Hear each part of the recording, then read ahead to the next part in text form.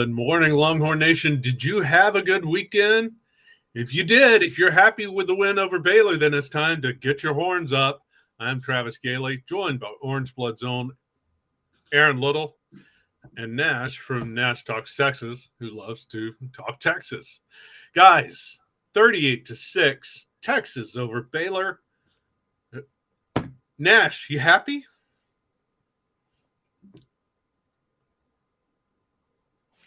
All good, Nash. Oh, he's no, my bad. I didn't want my keycaps clicking while he was doing the nice, great intro. But yeah, I mean, it's not a matter of whether I'm happy. I've always been. I feel like I've been pretty consistently happy on this thing. It's a matter of whether the fans are the rabid fans are happy. Folks, that's Nash being enthusiastic. He is nothing if not understated, and he is thrilled. How about you, Aaron? I mean, I'm over the moon. I mean, I can count. It is not very often I wake up on a Monday where Texas and the Los Angeles Chargers have won meaningful football games on the same weekend. Like that is just not something that happens to me. So when it does happen, I wake up pretty happy on Mondays, so I'm good to go. There you go. Staley was making you sweat it out, though, wasn't he? Yeah, his defense is the issue. Yeah. You know who else is happy? Benny Rogers, first in the house on the Specs chat line. Michael Harges has got his horns up. That's the show. Get your horns up. Morning, Ryan Thompson. And Too Broke to Pay Attention is in the house with the Hook'ems. And also, no jersey for him. Sorry, Too Broke. You don't get the free jersey. But you know who does? At Poverhoff? We're not sure. Hey, at Poverhoff, if you're watching, you have until Friday to get a hold of us. I commented on your comment on your score prediction in the YouTube comments on Thursday's show. DM me or Aaron or Nash on Twitter, and we'll get your address and we'll get you that free Malik Murphy jersey, compliments of Elite Sports Memorabilia. Damn, I'm like off on my directions. Elite Sports Memorabilia gave us the free Malik Murphy jersey, and at Poverhoff nailed the score, 38-6. He gets the jersey. Fret not, Too Broke and others.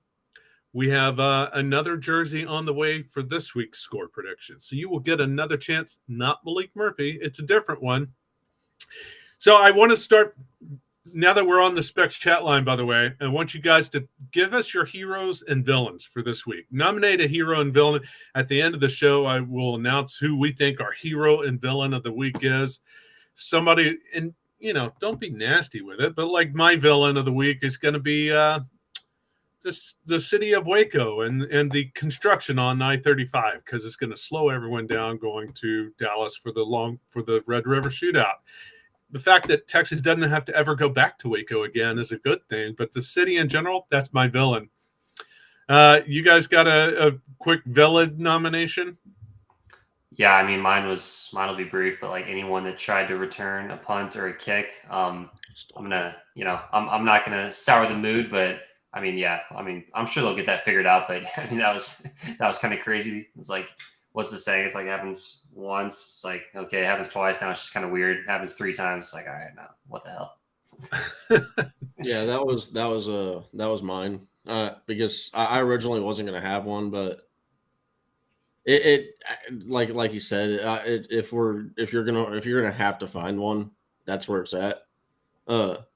It's the only game that we've had so far that the turnover margin was negative, and it was because of 2 muff punts that that ultimately there was more positive things. It led to more positive things to be able to talk about. So at the end of the day, oh well. But yeah, that's something that I don't foresee being a problem. All right, guys, if you've got a hero or villain nomination, throw them in the chat. We will get to those later in the show. We're also going to get to the fact Texas scored a huge commitment Sunday night. Brandon Baker, the offensive tackle out of California, committed to the Horns. We'll talk about that a little later, but let's break down this game. All right, like I said, 38-6. It was, I kind of asked the question last week, and so far I'm beginning to believe it. I think Texas may be a better road team. They came out sharper. They came out more focused. They started the game well. Quinn Ewers looked great on the night. I mean, look, I called him I wondered if he was a game manager. I don't think that was a game manager performance. 18 of 23, 293, and 2 touchdowns with 1 on the ground.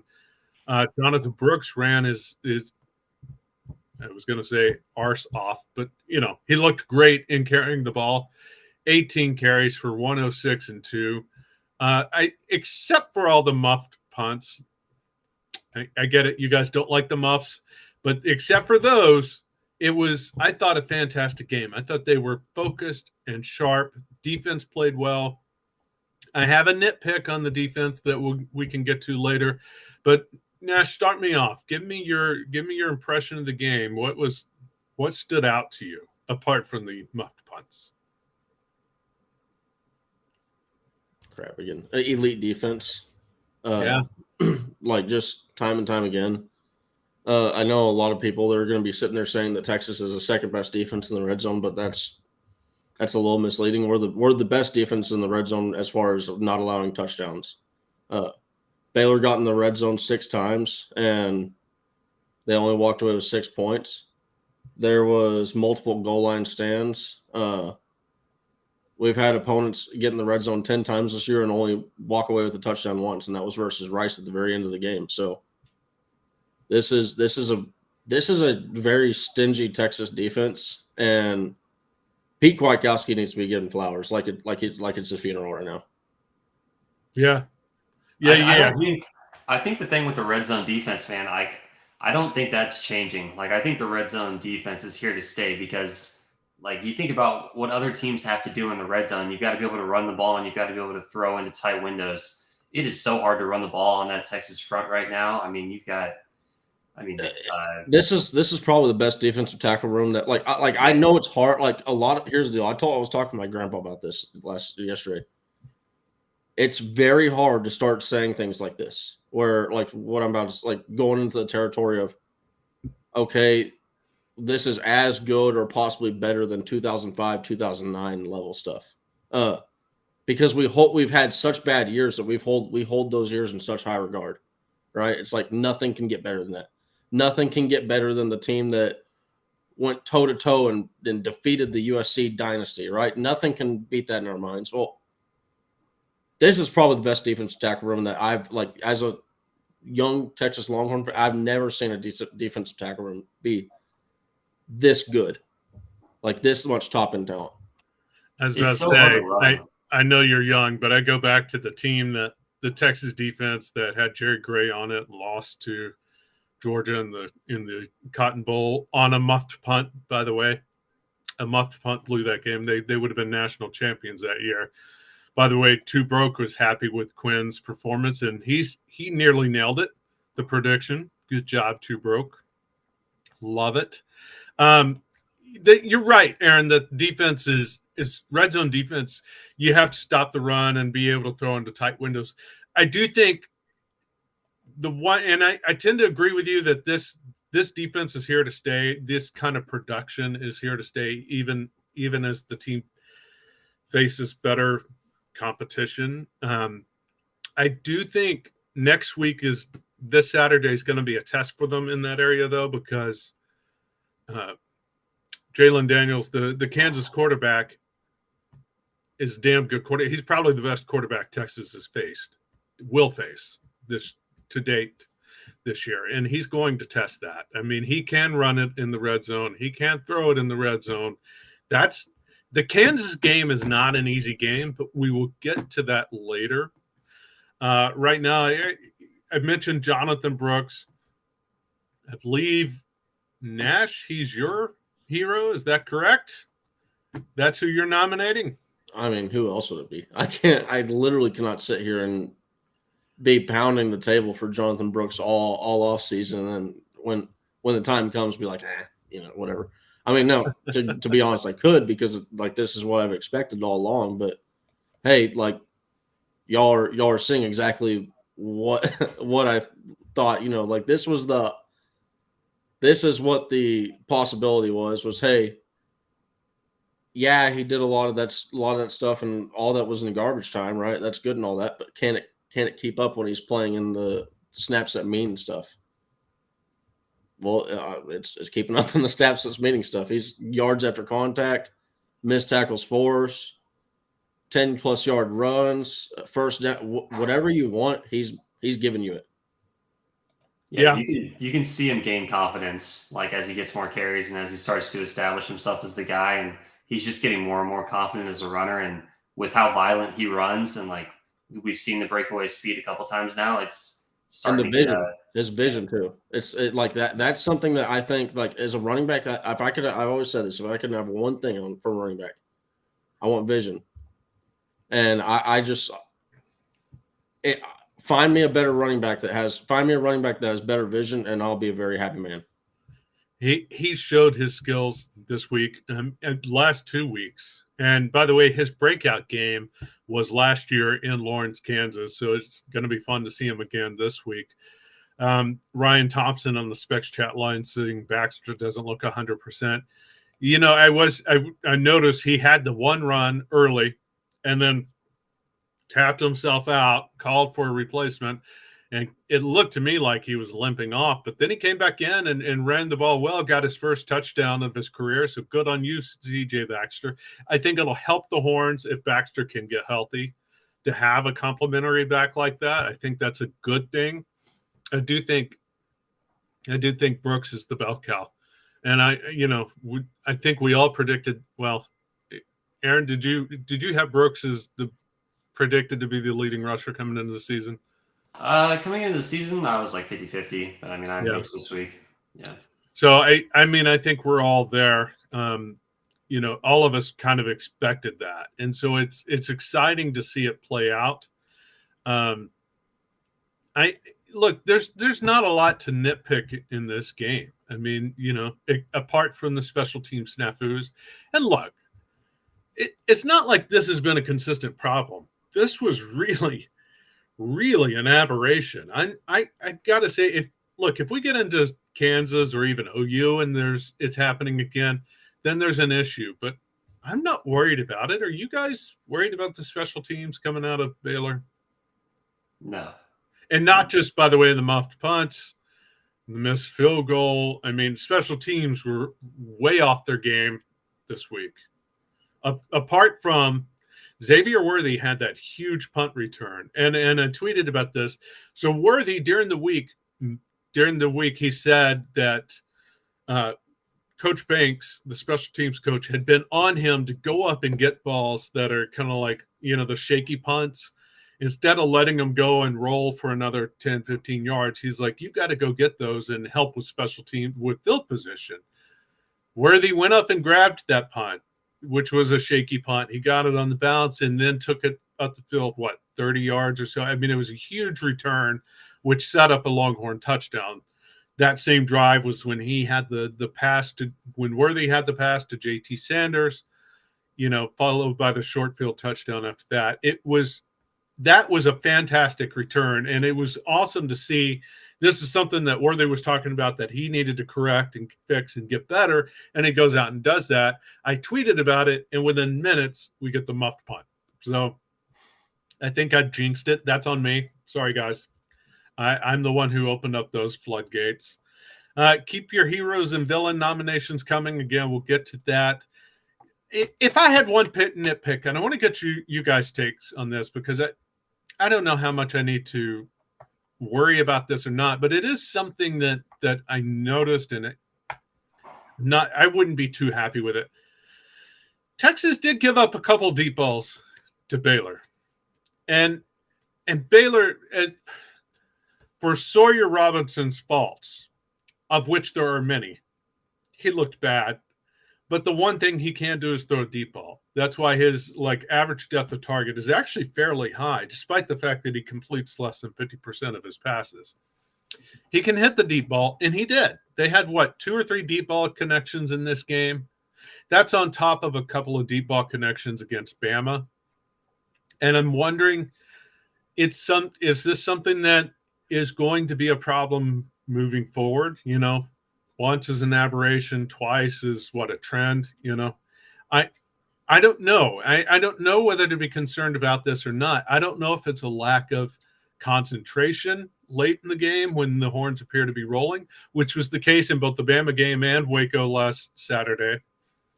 I don't know if this is, a breakdown in coverage, or if I don't know what the issue is, but are either of you concerned about the Texas secondary giving up deep balls?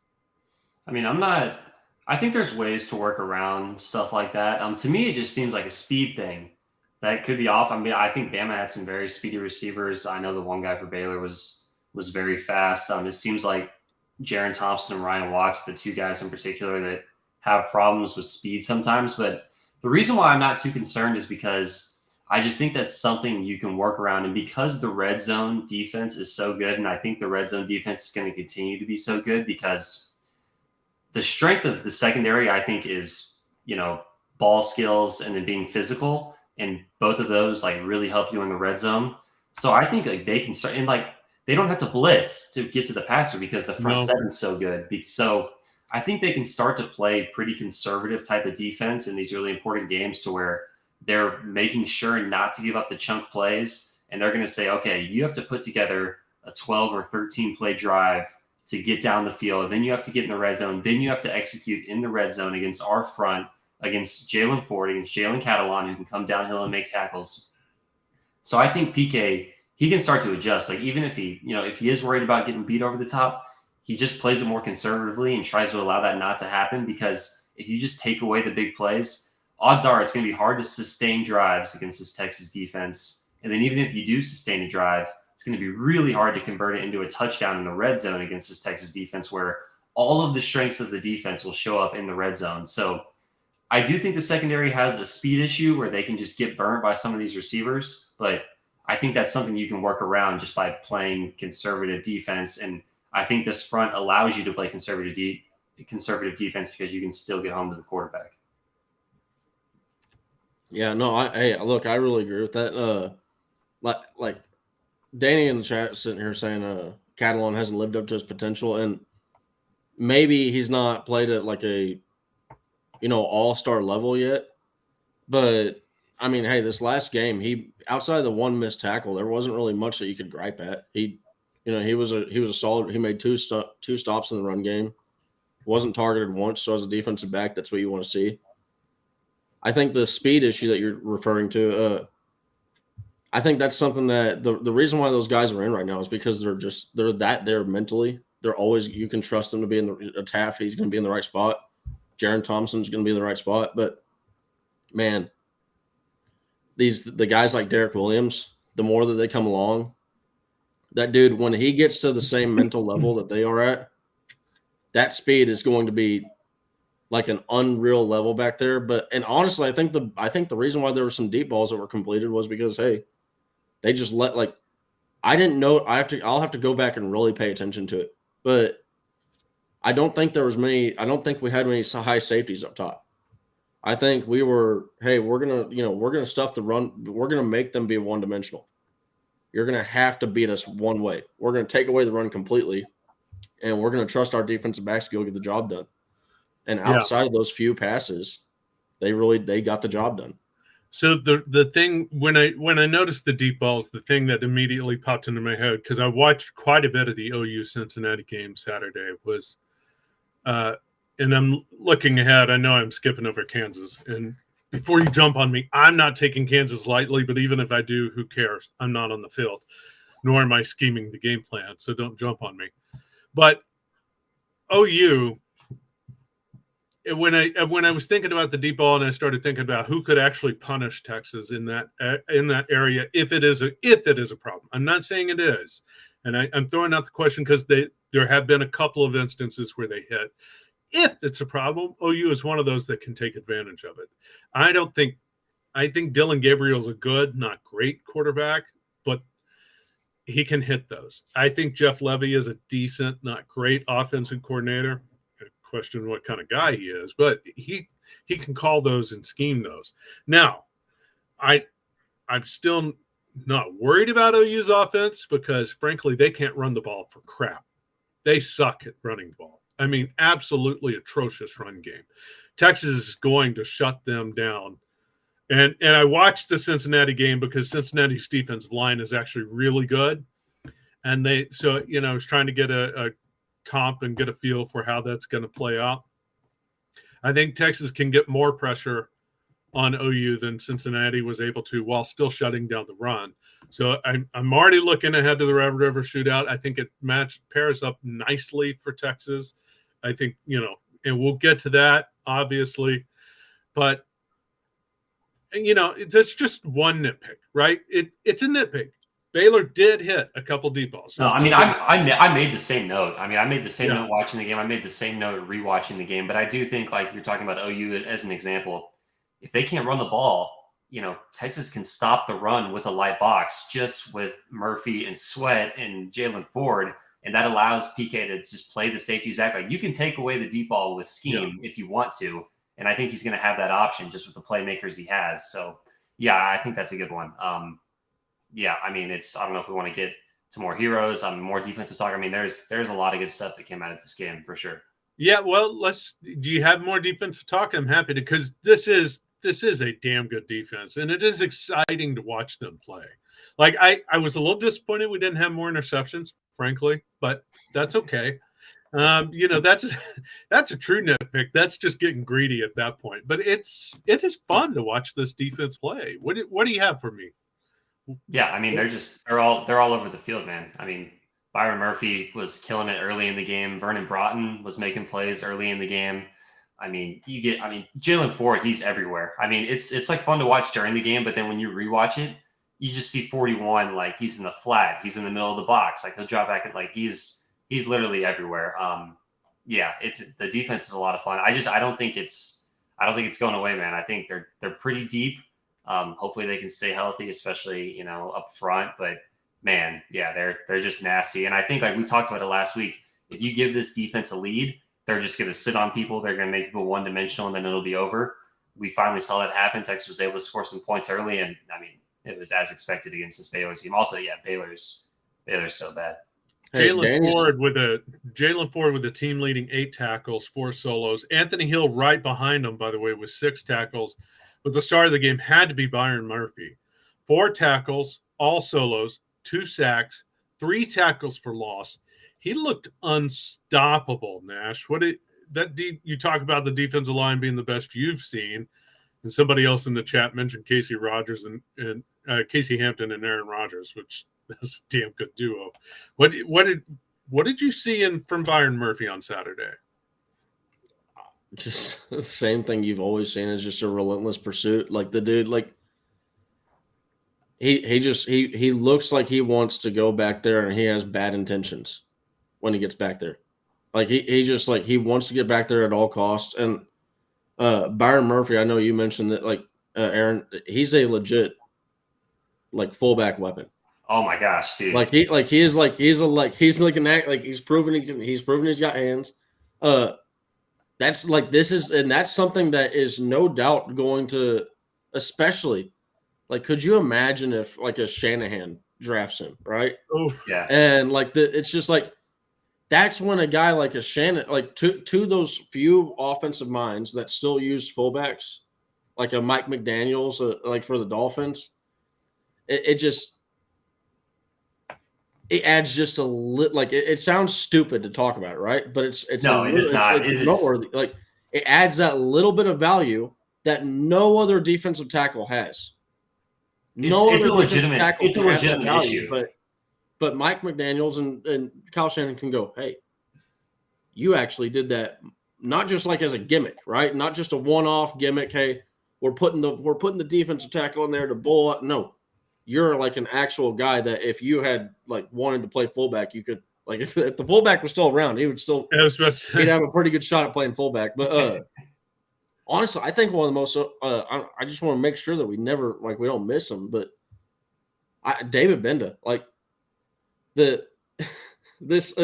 Danny was saying, hey, give the defense their flowers. I was saying, hey, we need a funeral procession of flowers coming around to give this defense, because, like, this is a legit defense. And I think that, like, the key that unlocks it is David Benda.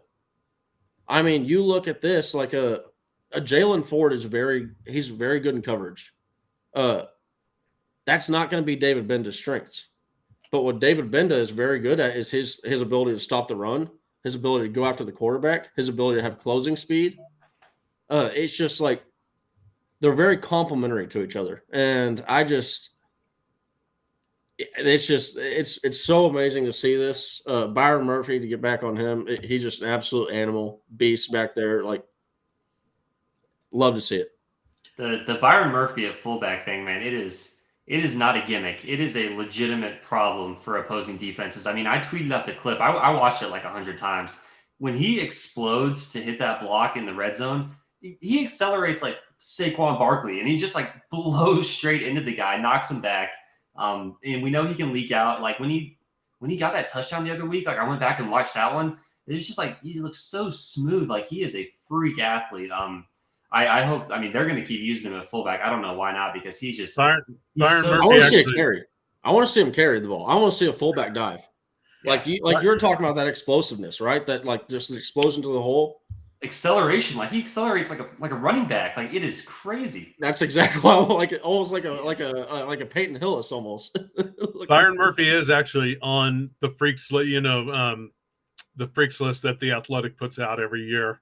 He's an athletic freak. He is a freak in nature.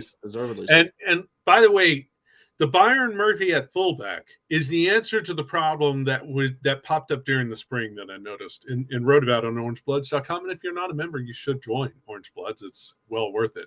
But they struggled in the spring game with the red zone running. They struggled early in this season with the red zone running.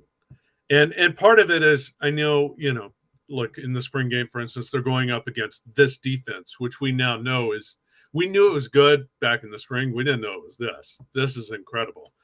But Byron Murphy is the answer that unlocks that, because we talked coming into the season about the struggles with the interior offensive line play.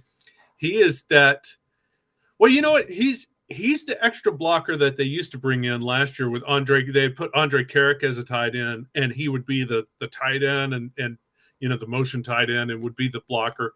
Well, Byron Murphy has replaced that. We still do that with Agbo, and a lot of people. I know we do, but it's more effective with Byron Murphy. On the Jonathan Brooks run, Agbo actually was one of the guys that he had a massive block that allowed Jonathan Brooks to get to the edge. And like people talk about the speed that Jonathan Brooks has, well, that play does not happen without number 80 Malik Agbo going out there and setting that block. And I will absolutely great. I did see this defense coming. Great point, by the way. And that is, I love when they do that. I loved that they did it last year with Carrick. I love that they're doing it with Agbo, because it gets him playing time and it gets him game reps, so that when he's needed to step in and become a starter, he's better prepared. But Byron Murphy at fullback, it just adds that extra punch that I think this offense needed in the red zone. Sark loves to run the ball when they know you're going to run the ball. They can do that with him. So I'm excited about that role. By the way, Byron Murphy is my nomination for Hero of the Week. Just for the performance he put on on offense, but especially on defense. He was unstoppable. He was a one-man wrecking crew. And we heard about it, during the week, that he's become like the light bulb has come on for Byron Murphy, that he's taking his game to another level now that we're in the season. He's progressing and getting better. And I think his trajectory is definitely on the rise. Byron Murphy is my nomination for Hero of the Week. Guys, if you have a nomination for Hero or Villain of the Week, throw it in the chat. Nash, who's your Hero of the Week? Oh, you said this already. Yeah, I already touched on Brooks. David Benda. Yeah, it's just like. Oh, I thought Jonathan. No. Well, David Benda is honestly not my Hero of the Week, but Hero of the year so far. But yeah, Jonathan Brooks. Yards after contact. 90 yards after contact, 84.9% of his yards were after contact. Back-to-back 100-yard games, 2 touchdowns. If you have any issue about Jonathan Brooks' hands, just go watch his reception from the Baylor game, and then keep watching that until you don't have until you stop having that question in your head. Aaron, who's your nomination for Hero of the Week? Yeah, I mean, if we're moving to the offense a little bit, mine has to be Jatavian Sanders. He was everywhere watching the game live and watching the game back. I was like, this is his first round draft pick. Like, this is the film they're going to show, because on the Ewers scramble, which was a lot of fun, he completely sealed that block on the outside. Like, he got him, he turned him around. Like, it was all perfectly legal. That was an awesome block. He had some great blocks in the line. I mean, yards after the catch was incredible from the entire team the whole night. But he in particular, man, he's just so smooth when he gets the ball in his hands. He can make guys miss. It's hard to tackle him. And then, man, those seam routes, the one-handed catch, it wasn't even the fact that he made the one-handed catch. It was that, like, he didn't even consider breaking stride. Like, he was running full speed, and he just stuck his hand up. The ball just went right into it, and he kept going at full speed of what he was doing. Like, he didn't even think about it. It was just like nothing fazed him. Easy one-handed catch straight down the seam. He is so versatile, and you can use him in so many ways. I mean, this was like the first-round pick draft film easily. So, yeah, I mean, he was my hero of the game. He was all over the place when I was watching this game back. It was an incredible game for him. Second game for Sanders to go over 100. He went over 100, was the leading receiver in the Bama game. He went over 100 again this week with, what was his total, 110, I think it was. Five catches for 110 yards. This is the first time any Texas tight end has had 2 career 100-yard receiving games, which is mind-boggling. According to the Texas notes, he's the first Texas tight end to have 2 career 100-yard receiving games. That's mind-boggling to me. And you're right, that play, the one-handed catch was, I mean, anytime you see a one-handed catch, that's incredible. But the fact that he's holding the DB off, he's fighting with the linebacker going down the field and holding him off with one arm while making the one-handed catch with the other. You're going to see that play on his highlight reel when he hears his name called in the first round of the NFL draft in April. That's legitimately like, he just treated it like any other catch. He was just like, all right, I'm going to put my body in this spot, hold out the defender, catch the ball, keep running. Like, he treated it like it was just a two-handed catch, and it was like, he just made it look way too easy. Well, and it was a really good throw, by the way. Like, perfect throw. Like, that was the only place Quinn could put the ball. It was right where it needed to be. And then on top, to finish it off, like, I saw somebody commented on, like, they commented on my Twitter post about that throw, and they're like, do you see the stiff arm where he pushed himself back more than he pushed the defensive back away? I don't care about that. He's still standing on his 2 feet, right? Like, at the end, like, all I got, the only impression I didn't get anything like Jatavian's too weak for that stiff arm. No, I got Jatavian is a MFing man right now. Like, that is like that. That looks like a get off me, little boy type thing. Like, absolutely. Dangerous. And that's a linebacker he's treating like that, right? It's not like he's doing that to some DB little guy. Well, no. This was fighting with a linebacker all the way down the field. And it's like I texted a buddy, it's like an over-aggressive dad playing against flag football against a bunch of kids during Thanksgiving. You know what I mean? Like, it kind of look swatting like kids away, just like. Well, and here's the deal: is Jatavian Sanders, man. It's we've been trying to tell other fans this is, hey, good luck covering the Texas wide receivers, and because you want to say tight ends, and you should say tight ends because Gunnar Helm is also a very underrated guy too. He is. Probably the most underrated, most overlooked guy on the roster. But I would have said David Bend going into the earlier, but he's starting to get his love, which trust me, I'm trying to shout his name from the rooftops right now. Okay, but you look at this, it's like you have to put a linebacker or a safety on Jatavian Sanders. You have to, and it's not going to be an optimal outcome. It's not, especially if you end up having to put a linebacker on him, because you got AD out there, you got Xavier out there, you also got Jordan out there. It is literally and then when you look at how we can pass it, we can run it, like Sark said, we can be very versatile. It is literally, all right, so which poison do you want? We can go ahead and feed it to you. We can pick your poison. Well, 204 yards after the catch. I mean, that was the big theme of this game. I mean, everyone on the team is a threat, for yards after the catch, yards after contact. Like, they're so good with the ball. Baylor was trying to take away the deep ball. Like, you could tell that was an emphasis for them early in the game, even though they didn't really have an option to take away anything. But Sark was 2 steps ahead the entire game. I mean, watching it back, like, he had everything dialed up. Like, Sark's big thing is he wants to make you defend every single inch of the field. And he was stretching the field so well vertically, and then it eventually opens up the seam, and that'll open up the boundary, and then he'll layer something in underneath, like with the dig route. Like, played out. It's like watching Bob Ross paint a picture. Yeah, he was 2 steps ahead. It was a really good game from Sark. It played out against that 3-3-5 defense exactly like we talked about last week. Yep. Start with the run game, attacking the edges. Then the linebackers have to start focusing on that. That opens up the middle of the game, the middle of the field.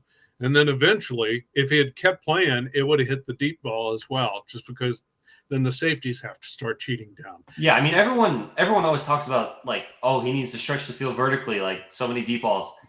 When he stretches the field horizontally with all those routes to the flat, to those dangerous receivers, that will open up the middle of the field. Then you can hit those seam balls, which Quinn loves to throw. So he was doing a really good job of stretching the field horizontally, which, like, when you have this many weapons that Texas has, where you can get yards after the catch from Worthy, Adonai Mitchell, JT Sanders, stretching the field horizontally can be just as important because you can get so much yak over the middle of the field when that Absolutely. happens. Well, and it's specifically Worthy that he's doing that with. And if you look at it, Worthy's targets, this is something I've noticed, and like I haven't had relevance until now.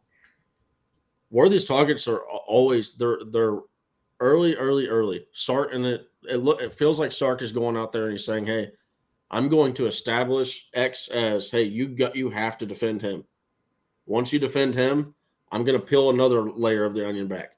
We're going to peel another layer. And then once you're into the weeds, holy crap, it's the fourth quarter. We're down by 21 points. And Jonathan Brooks is out there just first down. Yeah. First down.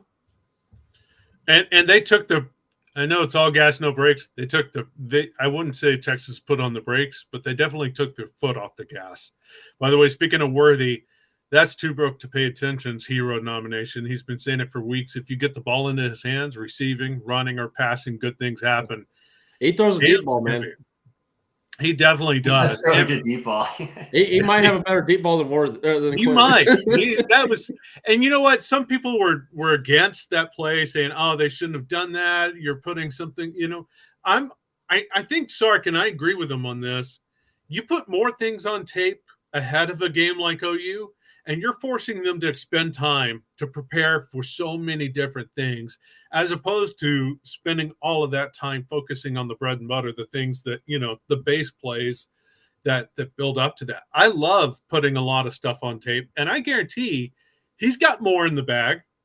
That wasn't the one trick play in Sark's playbook, right? He's going to run. They're going to run that same play again because they run so many legitimate wide receiver screens. You have to respect it. Like if they throw a screen and you're waiting for him to pass the ball, you're going to give up 7 extra yards after the catch. So eventually you have to come up and try to make the tackle. And eventually what's going to happen is they're going to throw it out to Worthy like that. The defenses are going to start focusing on Sanders or whoever else is running down the seam on Worthy's side of the ball. And, Quinn Ewers is going to be standing there on the other side of the field all alone. The quarterback tossback is coming. By the way, Dustin Jones nominated Sanders. Speaking of JT Sanders, that was his nomination for Hero of the Week. If you've got a Hero of the Week nomination, keep them coming. But right now, I wanted to mention that Jonathan Brooks was Nash's Hero of the Week, and that was obviously for good reason. He was a stud. And if you would like an autographed Jonathan Brooks jersey, whip out your phone, scan this QR code. It takes you straight to Elite Sports Memorabilia, who are the sponsors of our – look at that. Look at that. That's beautiful. That's up close and in real life what a Jonathan Brooks autographed jersey from Elite Sports Memorabilia looks like. He's got them in white, orange, black, even. I got more coming out on this later on, but in the week. But getting yourself a Jonathan Brooks jersey might not be that far off from getting yourself a Bijan Robinson or Roschon Johnson jersey. That's all I'm going to say right now. Well, I have to do more investigating, but I love it. May look like that. Guys, this is 100% real, authenticated items straight from Elite Sports Memorabilia. He's got the pictures of Brooks in-house signing them. He's got video of it. It's phenomenal products. It's great gear. It is it would be a fantastic addition to anyone's collection. Just look at Nash's wall. Nash's growing wall of jerseys. Well, hold on. I'll say that one right there. So this is an ad. We're doing an ad, but that was an actual customer purchase. Majority of my jerseys are legit. Hey, big fan of ESM. I like he says, support. You get the chance to support players while also getting some memorabilia in your room. I'd rather do that. Well, like giving away free jerseys on the show. Shout out to Brandon. Well, hey, there's a guy that claim your jersey, Powerhoff. Claim it. Yeah. By the way, we can talk about it. Yeah, you get your free Malik Murphy jersey. I mean, you're going to need a lot of luck to predict the exact score, but the sweat that he had at the end of the game, I mean, he needed the Berta Auburn field goal to doink off the upright. And then RJ Martinez took Baylor down the field and stalled on the goal line. I was thinking about that. I was like, wow, it's just going to stick on 38-6. That's incredible. It is incredible. And the amount of goal line stands it took. Yeah. He won a free Malik Murphy autographed jersey by correctly predicting the score. But you don't need to luck into to get a jersey. Malik Murphy autographed jerseys are available on ESM's site. Again, we're taking you to the Jonathan Brooks page, but there's a lot more gear on there. He's got JT Sanders memorabilia. He's got Quinn Ewers. He's got, I think, 4 Quinn Ewers jerseys left. We sold a bunch of those last week. In fact, we sold about half his inventory. He had 8. We sold about 4 of them just through this show. So he's got 4 of them left. He's got Jonathan Brooks. He's got JT Sanders. Adonai Mitchell is an ESM client. He's got a partner. He's got a bunch of great gear that's available for you if you go to Elite Sports Memorabilia. It is fantastic stuff. By the way, while we're talking about stuff, last Saturday was a night game. I know none of us had to go out and make a halftime run because we ran out of something to drink, right? That's because we know about Specs. And you guys should know about Specs too. It is the place to stock up ahead of the tailgate scene for Saturday. Kansas coming to town. It's 2 ranked teams. It's going to be on ABC 2:30 this Saturday. It's going to be a fantastic scene. Make sure you're ready to go for your tailgate, or if you're watching at home, make sure you're stocked up. Go hit Specs. They've got fine wines. They've got great spirits, beer, alcohol, anything you need, including good food. Great snacks and food available for you right there, Specs. There's a Texas store, Texas born and raised. There's a location near you. If not, go hit Specs online. The Specs app, you can purchase it ahead of time and just go walk on in and pick it up or have it delivered. It is a fantastic way to get ready for game day. No matter what you're needing, Specs same-day delivery can save the day with our Specs app or online shopping. From world-class wines to hard-to-find spirits and craft beers to gourmet foods, delicious snacks, and spectacular sweets. It's Specs. Cheers to savings. I'm glad you guys taught me about the spirits when you did. I feel like that could have come out later in life in a more embarrassing fashion, so I appreciate that. Oh, hey, you know what? I will not be eating any of those little pretentious cheeses this next week. We did good with our picks again. We did, and we need to get your uppity game up and with some pretentious cheeses. Well, hey, I was actually very happy to see that 90% of Orange Bloods was right there with me saying, "Hey, no, they're not. No, if it's cheese and crackers is Cheese Whiz on a Ritz, and anything more than that is uppity." I saw the remark that said, "If loving a charcuterie board is wrong, I don't want to be right."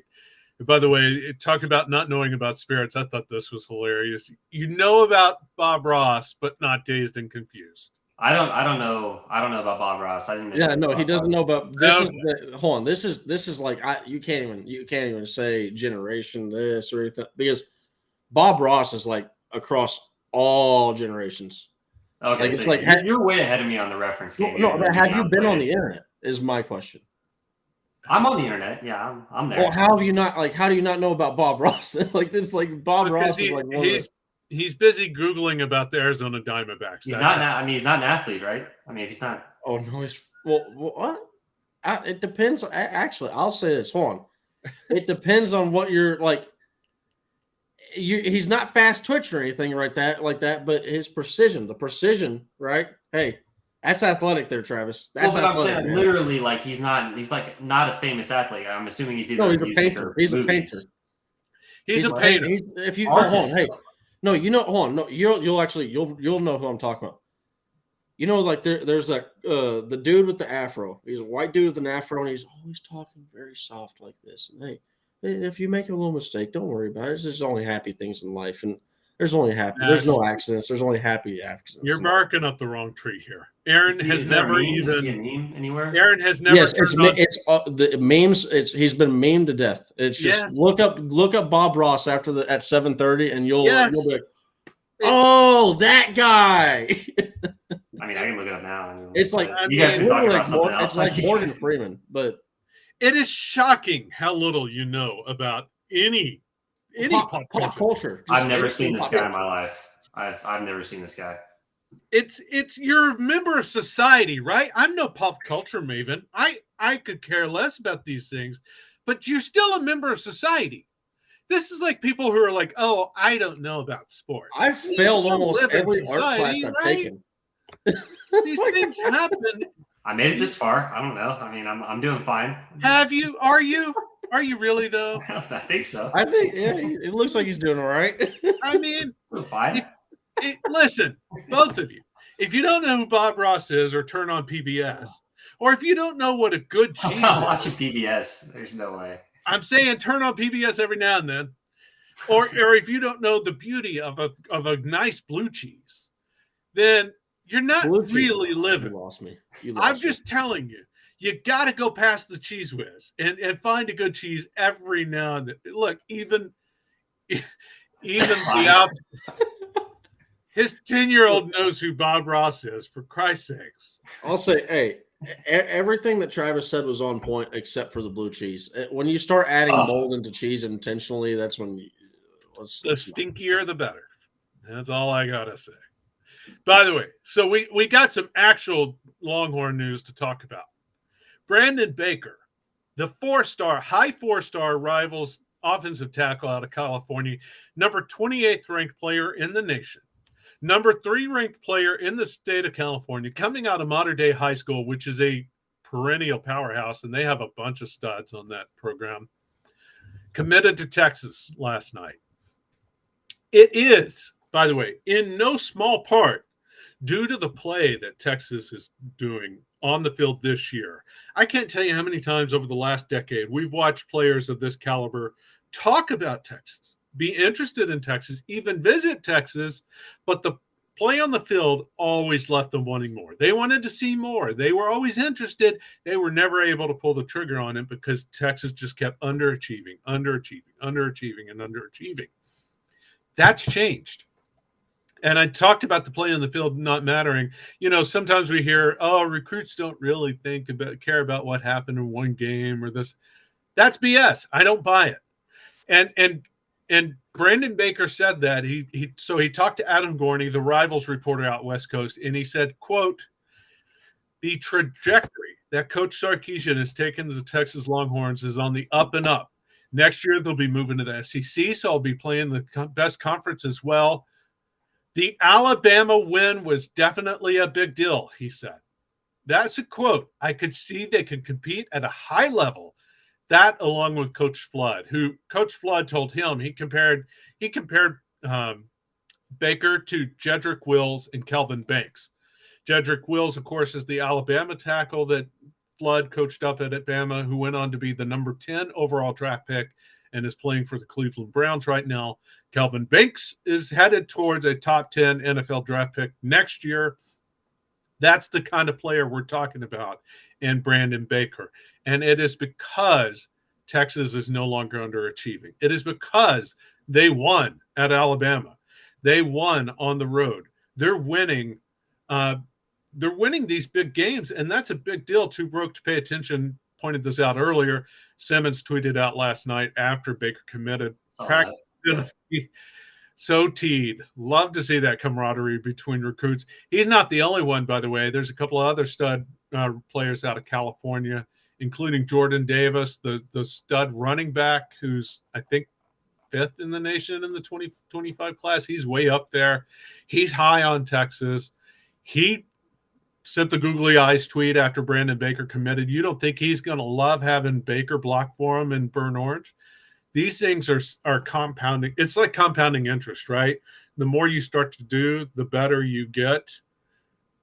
Brandon Baker is the compounding interest of the play that is happening on the field. And that's why they're getting Colin Simmons. That's why they're getting Brandon Baker. That's why they're in for a guy like Jordan Davis. This is a huge – it cannot be overstated how big a recruit this is. And he could potentially be the Kelvin Banks replacement. I mean, I'm still really damn high on Trevor Gooseby as a I know he's a project. He's got work to do, but I'm high on him potentially being the Banks replacement. But Brandon Baker certainly has a spot in the line, that could be coming. He's playing right tackle at Mater Dei, which shows versatility. You guys what did you think of the Brandon Baker announcement? I'll say what you said about I love it. Although I don't really pay that much attention to recruiting because of how flippant it's gotten. I just wait till they sign, because here's the deal. You wait till they sign, put the pen to paper, and then it's just a 100% success rate of getting to cheer. You don't get to suffer. You don't have to suffer through any of the heartbreak or anything like that. But I'll say this, man, for a coach like Kyle Flood to go up there and talk about a guy like Kelvin Banks and say, hey, but Brandon Baker could be like this top 10 pick offensive lineman who's playing in the NFL right now. Or he could be like Kelvin Banks, who's on. They don't talk about players that are on raw, like that are actively playing for them like that.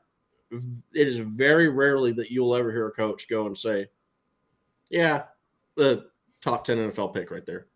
Like normally that's when you'll even hear coach speak, even if it's like a for sure thing, the coach speak will come out and be like, just really hard work. They'll avoid saying all the like the accolade stuff, but yeah, no. Banks is bank it. No, I mean it's exciting stuff, man. I mean, like you were talking about, Travis, this is what happens when you go on the road and win a big Alabama game and you look up and you're number 3 in the country and you're getting all these primetime games and people are talking about Texas again. Like, you start to get Brandon Bakers, you start to get Colin Simmons, and then those guys get on campus and they help you win more games, and then you get more guys. And I mean, it's just a complete snowball effect. And I mean, that is how you build strong programs. No, I'm not breaking any news here, but man, especially a good offensive tackle. I mean, like, you love the Ryan Wingos, I mean, all the wide receivers and the quarterbacks, but I mean, you can never have too many 4 to 5 star offensive tackles. I mean, if there's one position where I just want to have way too many guys, it is on the offensive line, specifically the tackles. So like when I'm scrolling or I'm on Orange Bloods, or I get the alert that there's going to be a 4 or 5 star offensive tackle commitment, that brings a different type of smile to my face, because those, I mean, going to the SEC, like, those are the guys you got to have, man. Like, and this is huge. Well, and hey, he's going to be blocking for a guy by the name of Arch Manning too. So like that's a deal where, hey, if you can keep, I promise you, if you keep that jersey clean, if you keep number 16 Manning clean, I promise you some NFL team will have noticed along the way. Now they're going to notice no matter what, but it'll be a little bit more when the Mannings are calling and saying, hey, yeah, that dude's legit. Absolutely. And by the way, speaking of Manning, I've got to say, my wife sent me this article yesterday. She was like, oh, this is interesting. And it was one of these stupid columns where they go on Twitter and pull a bunch of tweets and put it out as an article. And it was all of these people bemoaning the fact that Sark put Murphy out on the game instead of Arch. Well, they literally cannot stop showing. They can't stop. Like it's like an obsession of them. I wonder how many games will go with throughout the way, where they're just like in the fourth quarter. They'll literally have like an entire minute to 2 minutes just sat like camera. What is Arch doing? Standing on the sideline. Ooh, we should make a power ranking for that. It's like it's Deion Sanders, it's Taylor Swift, and then it's Arch Manning as far as like sideline cutaways. Like, oh, you know who Taylor Swift is? Yeah, she's dating Travis Kelce. Oh, okay. I don't know why it's a big deal. I love all the memes coming out, like the Travis Kelce. Don't ruin it for me, bro. Yeah. Be cool. No, it's Arch. I get the fascination with Arch. I mean, clearly he's on a whole other level when it comes to name recognition and like, you know, the excitement and enthusiasm, and his day will come. It's coming. I'm not worried about Arch. I'm not worried about Arch transferring. I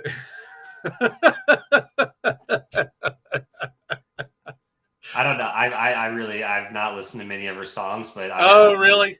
I mean, I'm definitely today. The stock is going down because now she's affiliated with the Chiefs. So whatever level of respect I had, it's on its way down. But so she was an Eagles fan apparently, and now she's a Chiefs fan. It's some nasty work going on. Yeah. Now that she's affiliated with the Chiefs, you're going to shake her off. I'm guessing that's got to be a reference. So yeah. Oh, 100%. don't even try. Oh, I don't know what. Look, hold on. I'll say this. I definitely know who Taylor Swift is, but like I can't name songs. Travis. That is the one thing that you will ever get. Like, and the only reason why I know it is because my buddy, his girlfriend, will like incessantly play her songs, and it's the shake it off, shake. Yeah, that's stuck in my head. You're part of culture. You pay attention to things that aren't on Sports Center, Aaron. Even Sports Center brings up Bob Ross clubs. That's how. Yeah, I must have missed that one. Yeah. That one. Yeah, I agree. Aaron, you're killing me, but bro, we love you. Look, I am who I am. That's all. I'm just gonna be myself. Like I have no pride at this point. Like I have no shame. Like so, like if I don't know something, I'm not gonna lie about it. Wait, hold on. Wait, which one is it? You said you have no pride or you have no shame. Which one? I have no shame. I'm comfortable in my own skin. Like if I don't know someone, I'm gonna be honest. Like and I'm not gonna lie too. Like if I know someone, I'm not gonna pretend I don't know for the bit. Like I'm gonna be genuine. Oh, we believed you.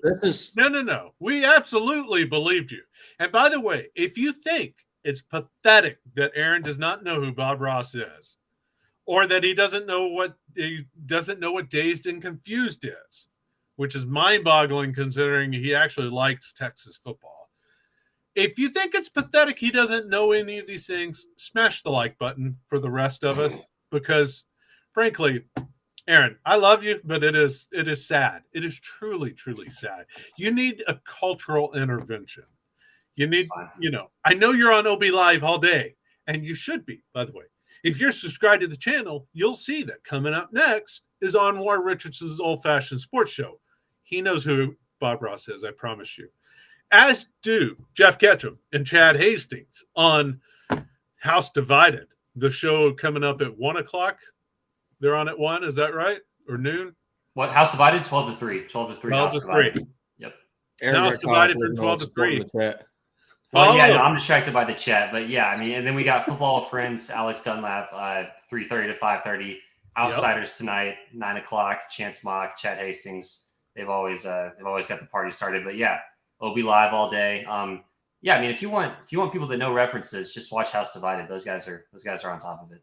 It'd be a lot cooler if you did know what days. Fine. No, dude, the chat's got my back. It's fine. We're in a good spot. They don't. Hey, go Astros, but that's an Astros fan. The chat was ribbing you on that one. No, I mean, cool. Again, hey guys, seriously, like the video, subscribe to the chat. There's a lot more coming up tomorrow. We've got SEC Tuesday with Chris Gordy. We're talking about the Texas new conference again. Brandon Baker committed in no small part because Texas is moving to the SEC. Which seriously, real quick, That has helped Texas recruiting a lot. Players want to play in the best conference, and that gave a big boost to A&M when they moved. There's no denying moving to the SEC gave a big boost to A&M's recruiting. Well, now it's Texas's turn, and by the way, they're going to be stealing a lot of kids that the Aggies used to get. So we're talking SEC football with Chris Gordy. We're talking baseball with Go Rangers. Damn right. Rangers fans know who Bob Ross is. Am I right, Two Broke? Yeah. We're talking SEC football tomorrow. We'll have more fallout from the Baylor game. Sarkisian has his press conference today. I want to hear if there's any injury update. Is CJ Baxter okay? We'll find out. Both the tackles, I noted that too. Both the tackles were dinged up at the end of the game. Didn't seem like anything major, but hopefully they're good to go. No, I will say Jones was thrown up. Oh, okay. Good. Jones was throwing up, but I will say there was one point in the game, and I marked it on my notes, and I've got to go back and rewatch the game and look for it again. But there was one point in the game where Kelvin Banks got up he off the ground, and he looked a little gimpy to me, and I was, like he wasn't. The camera wasn't focused on him. I just noticed it. So I don't know. He that was early in the game, and he continued to play. But the fact that he got, maybe they got pulled also because they were pulling starters everywhere. I don't know. But I do want to hear some injury updates coming from Sark this week. That's today. So we'll have reaction to Sark tomorrow. More fallout from Baylor. We'll start looking ahead to Kansas and SEC Tuesday. So again, please like the video. Stick around tomorrow. Come back tomorrow. We'll have more talk. We'll find out who else Aaron doesn't know about. It's a fun little game. Hey, you know what I do know? I was at the Dish on Friday. Jared Thomas, Oppo Taco, first pitch of the fall. Oh, baby. I know. Hey, this show loves some Texas baseball. And there's a lot to talk about. Fall ball's coming up. But I can't. Could you imagine? No, I know. I'm just saying. I just wanted to mention it at the very end of the show. It was. Could you imagine if we had brought Dylan Campbell back? Oh my God! Hey, look, I will certainly take the team that we got. Okay, I'm not gonna. You're not gonna hear any complaints from me. Nash, you're not gonna. I don't think you have to worry about scoring runs. I honestly. No. Oh no. I was watching the video of Porter Brown with his new here's the deal. For any of the baseball people out there, like when you see a guy hit a ball, right? And then you see his face go, wait, that's what that feels like? I've never felt that before. Wow, that's kind of cool, right? Yeah. I'm looking forward to see him pull some balls and put them on Kamal. Yeah. I love it. I'm excited about fall ball. I'm excited about spring baseball. I've told my wife we only have to hold on to Longhorn Network for one more baseball season. That's it. And then we can get rid of it. We're fine. But for now, it's all about the football. We'll be back tomorrow to talk more Longhorn football. If you enjoyed today's show, like Benny Rogers did, be sure to join us tomorrow. I know he's going to be in the chat tomorrow. He'll be back. Hope you join us. Have a great day. Stick around for the rest of the OB Live lineup. See ya.